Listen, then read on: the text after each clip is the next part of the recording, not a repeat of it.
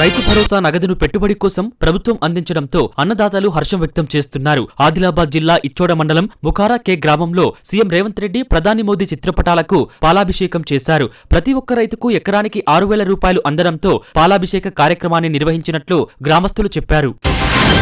భద్రాద్రి కొత్తగూడెం జిల్లా Kothagudem area GM కార్యాలయం ఎదుట సింగరేణి కార్మికులు నిరాహార దీక్ష చేపట్టారు. తమ సమస్యలను పరిష్కరించాలంటూ ఏఐటీయూసీ ఆధ్వర్యంలో నిరసన తెలిపారు. కాంట్రాక్ట్ కార్మికులకు కనీస వేతనం చెల్లించాలని డిమాండ్ చేశారు. వెంటనే తమ సమస్యలను పరిష్కరించాలని, లేకుంటే సమ్మెకు దిగుతామని హెచ్చరించారు.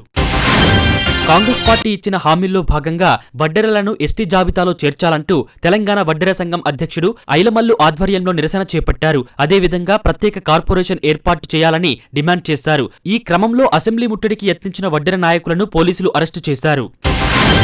ఖమ్మం జిల్లా నేలకొండపల్లిలో డ్రగ్స్ వాడకం మీద అవగాహన సదస్సు నిర్వహించారు. ఈ కార్యక్రమంలో ఖమ్మం అడిషనల్ డీసీపీ ప్రసాదరావు పాల్గొన్నారు. యువత డ్రగ్స్ కు అలవాటైతే జీవితం పాడవుతుందన్నారు. డ్రగ్స్ రహిత సమాజం కోసం ప్రతి ఒక్కరూ కృషి చేయాలని ఆయన సూచించారు. ఎక్కువగా యువత డ్రగ్స్ కు బానిసలుగా మారుతున్నారని అడిషనల్ డీసీపీ వెల్లడించారు.